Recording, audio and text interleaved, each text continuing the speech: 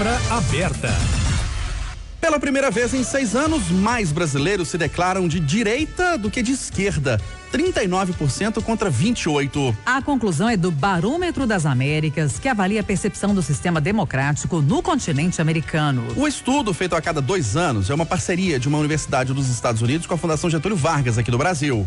O conceito de direita e esquerda nasceu na Revolução Francesa em 1789, quando os liberais girondinos e os extremistas jacobinos sentaram-se respectivamente à direita e à esquerda, no salão da Assembleia Nacional. Os direitistas pregavam uma revolução liberal, a abolição dos privilégios da nobreza e estabeleceram o direito de igualdade perante a lei.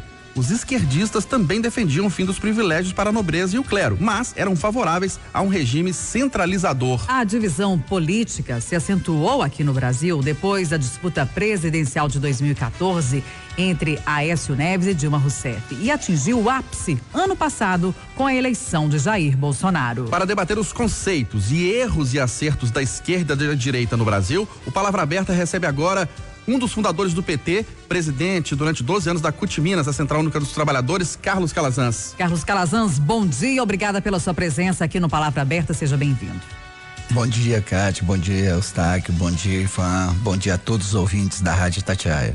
Estamos recebendo também Ivan Ginter, que é coordenador do MBL, o Movimento Brasil Livre, em Belo Horizonte. Ivan, bom dia, obrigado pela presença. Bom dia para vocês, bom dia a todos os ouvintes, é um prazer estar aqui na rádio novamente para participar de mais um debate. Seja bem-vindo. Vamos começar ouvindo Carlos Calazans. Hoje, o que é a esquerda no Brasil? A esquerda no Brasil, Cátia, eu acho que ela dialoga um pouco com o que é essa grande ideia da esquerda mundial. Ou seja, o que é você ter um olhar mais tolerante, um olhar sobre o mundo de forma mais solidária.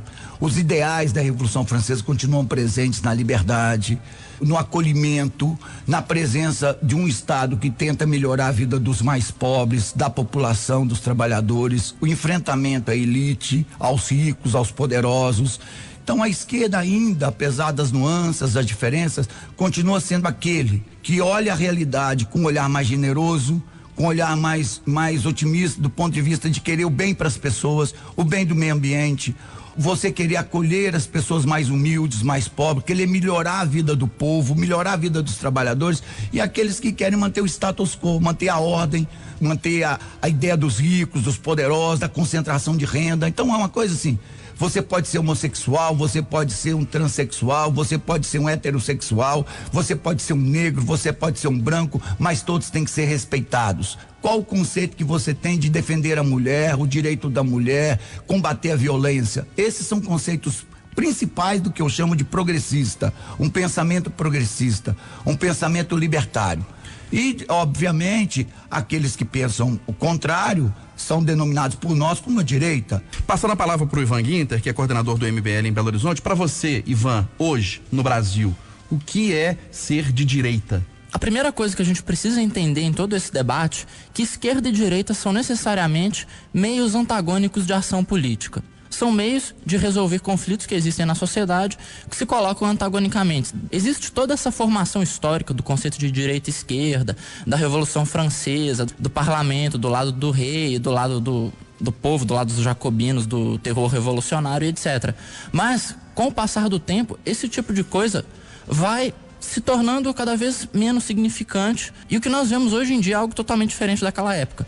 Nós vemos, por exemplo, ideais de direita, pessoas que são da direita ligados a ideais como defesa da vida, defesa absoluta da liberdade de expressão, mas ao mesmo tempo também vemos hoje aqui no Brasil pessoas que se dizem de direita que têm posturas revolucionárias, que são totalmente anticonservadoras, que têm a postura de cercar e invadir o Congresso, derrubar os políticos, fechar o STF, que são posturas o quê? Revolucionárias, posturas disruptivas, anticonservadoras, que normalmente seriam vistas como posturas de esquerda, mas que são advogadas por pessoas que se dizem da direita, que se dizem patrióticas, que vão pra rua com calça camuflada e bandeira do Brasil nas costas. Mas hoje quem é adepto do movimento de direita, os políticos que são adeptos do movimento de direita, pregam o quê? Fazem o quê na prática? Interessante por causa do seguinte, eu, por exemplo, estou aqui me representando a direita, mas eu me considero, antes de tudo, um liberal. O liberalismo pode ser colocado, claro, como uma parte da direita, como um setor de pessoas ligadas à direita, mas eu, por exemplo, sou mais parecido com parlamentares que as pessoas devem conhecer, o Kim Kataguiri, Marcel Van Hatten, sou mais parecido com eles do que com parlamentares como o Luiz Felipe de Orleans de Bragança, do PSL, que o Alexandre Frota, que a Joyce Hasselmann, que vão mais para a área conservadora do debate. Então existe, claro, essa divisão bem óbvia dentro da direita. Existe até uma espécie de contenda, uma briga que começou a se desenrolar de uns tempos para cá, em que disseram que os liberais são a falsa direita, o MBL é o traidor da direita, e aí a gente tem a figura do quê? Do bolsonarismo no Brasil, que é a figura mais proeminente da direita, é a figura que mais salta a percepção de todos. Eu acho que claramente até por causa da questão do Bolsonaro estar no governo, não é mesmo? Da questão de que ele tem a caneta, ele manda. Então o bolsonarismo é algo que salta aos olhos dentro da direita, mas ele ao mesmo tempo não representa tudo que existe no pensamento de direita. Nós vemos muitas pessoas por aí que são bolsonaristas de carteirinha, são fãs alucinados do Bolsonaro, mas são contrários à liberdade de expressão.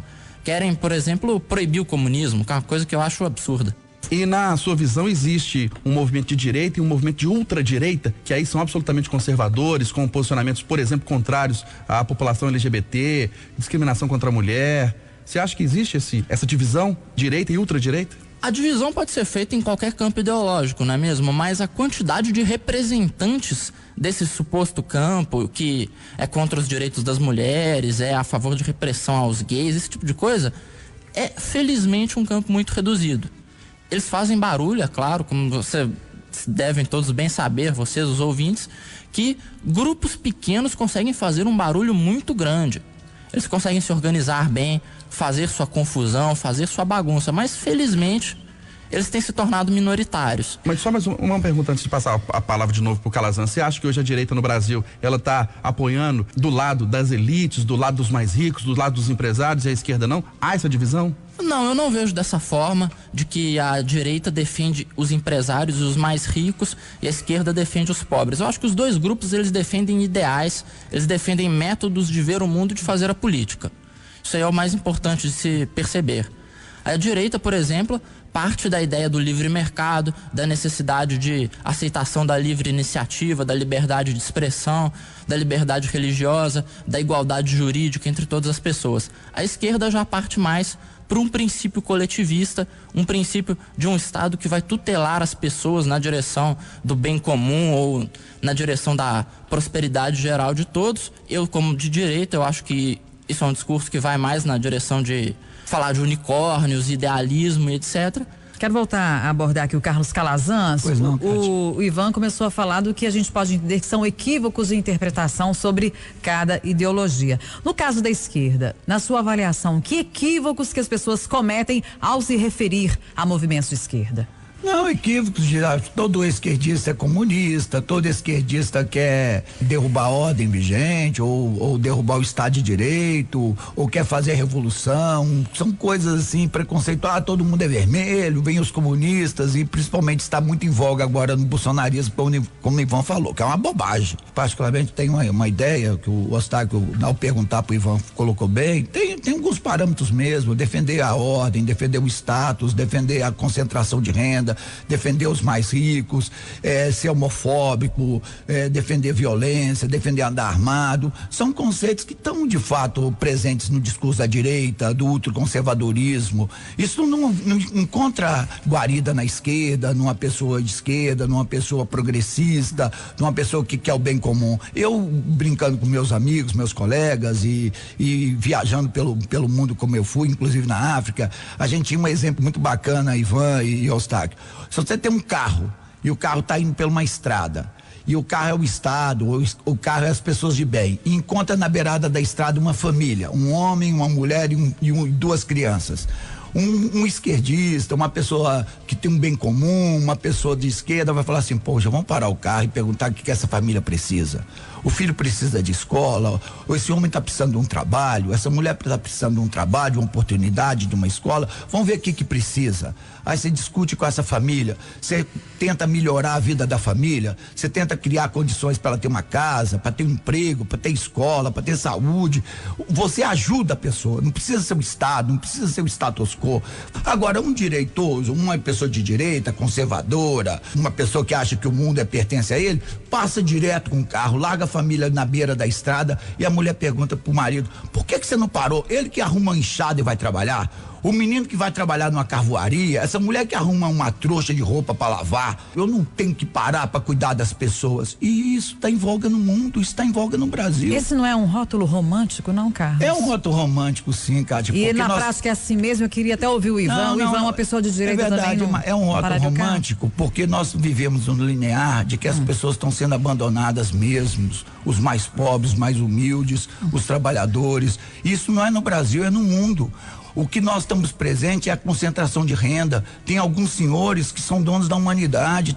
O Brasil tem 1%, controla 60% da riqueza nacional. E já que a gente está falando de equívocos, que equívocos que a esquerda assume, reconhece que já cometeu e que vem cometendo? Eu acho que o principal, assim, é muitos acharem que é dono da verdade. Dentro do PT ou na esquerda, com meus companheiros, eu acho isso péssimo. E você não ouvir o que o Ivan tem a dizer, não ouvir o que um liberal tem a dizer. É importante você olhar a autocrítica, o que deu certo, o que não deu errado. O maior equívoco que a esquerda tem é não estar aberto para o novo, não estar aberto para os novos conceitos. Não. Apesar de defender o povo, defender conceitos de liberdade, etc., é bom você também ver o que você pode melhorar, o que você pode pensar, como fazer de novo, como fazer melhor. Vou pedir ao Ivan agora para responder as duas perguntas em relação à direita. Primeiro, quais os equívocos que a sociedade tem ao enxergar a direita, né? Os preconceitos que a sociedade tem com esse posicionamento político. E depois você responde que equívocos que a direita cometeu ou comete. Bom, vamos começar então pelo maior equívoco que existe em relação à direita. Eu acho que o colega Carlos, ele até colocou bem esse equívoco que existe em relação à direita no exemplo dele, que é a ideia de que a direita seriam pessoas egoístas que não se preocupam com o bem-estar do próximo, que querem que o próximo se vire sem nenhum auxílio. Mas aí é interessante a gente voltar para a história e ver que essa história de caridade, de ajudar o próximo, começou pelo menos a se tornar mais forte, se tornar mais proeminente no Ocidente através do cristianismo, que é uma coisa extremamente cara justamente aos conservadores, ao pessoal da direita, da família tradicional, aquela turma que vai na igreja. Eles são extremamente simpáticos ao cristianismo e são vistos por todo mundo, eu acho, como o exemplo ideal de direita tradicional, conservadora e etc. Então, eu acho equivocado dizer que a direita não se preocupa com os outros, por exemplo, dizer que a direita não se preocupa com redistribuição de renda. Quando eu, por exemplo, como um direitista, estamos aqui tratando, é claro, no programa de forma simplista, mas eu como um direitista, eu vejo um grande problema de concentração de renda no Brasil, que é o seguinte: o pobre paga 60% da sua renda aproximadamente em carga tributária, aí o governo pega esse dinheiro e usa para investir em campeãs nacionais, usa para investir em infraestrutura, seja em outros países, seja em outros lugares. O governo usa esse dinheiro para investir em infraestrutura melhor nas cidades, em bairros ricos. Aqui em Belo Horizonte você vê claramente, na favela não existe infraestrutura nenhuma. O pobre, ele paga imposto sobre consumo igual qualquer pessoa normal. Ele paga até mais imposto em proporção em relação à renda dele, porque ele gasta a renda dele toda com consumo. Então é 60% do que ele ganha vai para imposto. Esse imposto é pego e é usado para deixar o asfalto lisinho lá no Belvedere, no Mangabeiras, é usado para colocar bases de polícia com patrulhamento ostensivo nas áreas nobres, é usado para fazer praças bonitas, a Praça da Liberdade, a Praça da Assembleia, aquelas praças vistosas, bonitas, são todas pagas com o dinheiro do pobre, que é redistribuído de uma maneira muito desigual, é redistribuído dos pobres para a população mais rica. E um equívoco cometido pela direita. Um equívoco da direita, e eu acho que é o maior equívoco de todos que pode ser cometido, tanto pela direita quanto pela esquerda, é idolatria. Nós já vimos a direita muitas vezes idolatrando personalidades ao longo da história. Isso nunca foi uma coisa saudável. Quem que a direita está idolatrando? Idolatrando, por exemplo, Ronald Reagan, Margaret Thatcher no passado. Hoje, existe uma grande idolatria ao presidente. Existem pessoas que literalmente tatuaram o nome do Bolsonaro e acham que ele é algum tipo de enviado de Deus. Existe idolatria ao Sérgio Moro, que é uma coisa... E o Sérgio Moro não é o herói hoje? Eu não sei dizer se ele é um herói. Eu acho complicado dizer que alguém é um herói. Eu considero ele um herói. Pra mim, ele fez coisas grandiosas, fez coisas boas. Mas não é por isso que eu devo aceitar tudo que ele fizer e bater palma pra tudo que aparecer vindo dele. Por exemplo, se aparecerem provas contundentes de que ele está agindo de má fé no Ministério da Justiça, que está lá desviando dinheiro, roubando, sei lá, eu vou ser o primeiro a ir pra rua e pegar lá o banner que a gente tem da apoio ao Sérgio Moro e colocar lá apoio ao Sérgio Moro na cadeia, se acontecer de ser descoberto. Mas aqui já que você falou do Sérgio Moro, o movimento de vocês ainda apoia o Sérgio Moro na questão do vazamento das mensagens. Sim, obviamente, nós temos essa visão no momento. Ô Calazans, você não acha que a esquerda idolatra o ex-presidente Lula, não? Não, Eustáquio, eu acho que não é idolatria. O Lula é o líder. Não acho que ele também fez tudo certo. O Lula é um Deus, um poderoso. Não, o Lula é um ser humano, nordestino, sofredor, foi presidente da República. O Lula está preso por causa de uma perseguição, toda essa discussão de um triplex. Porque olharam um triplex, que alguém fez uma reforma e alguém falou que foi um apartamento de merda, desculpa falar isso em rede, na Rádio Tatiaia, e o Lula tá preso. Não é idolatria ou essas coisas não, porque na verdade, Eustáquio, ao ganhar a dimensão da direita no Brasil, ganhar a dimensão da direita no país é defender coisas que vão na contramão de um pensamento clássico de esquerda e do liberalismo e de centro. Hoje nós estamos vendo o conceito de direito das pessoas, de direito à democracia sendo atacado, o direito de imprensa sendo atacado, o direito à liberdade sendo atacado, e nós não podemos nos curvar e nem nos calar por isso. Nós vamos enfrentar isso. O país viveu anos e anos debaixo da ditadura militar e não pode ter um cidadão que é o presidente da República que defende tortura, que defende todo mundo armado, que defende a ditadura militar, que é contra a democracia. Agora, ele foi eleito e nós respeitamos, ele é o presidente da República, a maioria do povo votou, mas não é porque a maioria do povo votou que ele é presidente que a gente pode aí, não vamos enfrentar esse conceito de as pessoas não se manifestarem, não ter direito à voz, a imprensa não dizer a verdade. Nós, o PT e a esquerda, temos muito que aprender com os nossos erros, mas nós continuamos com os mesmos ideais da Revolução Francesa, Ivan, que é defender o povo. Ivan, e o que as pessoas que olhar que as pessoas podem ter sobre a direita, para concluir? Levar em conta as divisões que existem em qualquer pensamento e levar em conta que a direita tem uma visão mais pé no chão do mundo, uma visão mais realista, você pode dizer até uma visão um pouco mais pessimista sobre a realidade. Porque eu concordo com praticamente tudo que meu colega falou aqui na última fala dele, sobre as pessoas precisarem ter a sua alimentação, a sua dignidade, precisar viver bem, mas eu não acredito que o caminho para isso seja perfeitamente a esquerda, porque realmente os ideais estão aí, os ideais bonitos da esquerda são colocados, mas sempre que eles foram tentados com mais vigor ao redor do mundo, nós tivemos consequências realmente dramáticas. Tivemos a China maoísta com mais de 60 milhões de mortos, a União Soviética com mais de 40 milhões. Nós tivemos aqueles governos híbridos de Estado grande, tutelador, mas ao mesmo tempo tradicionalista, que foram os exemplos do fascismo e do nazismo, que todo mundo tem uma dificuldade de colocar num ponto ideológico, mas que também mataram milhões de pessoas sob os ideais do bem comum, ajuda do povo e etc. Isso acontece até hoje. Venezuela, Coreia do Norte, Cuba.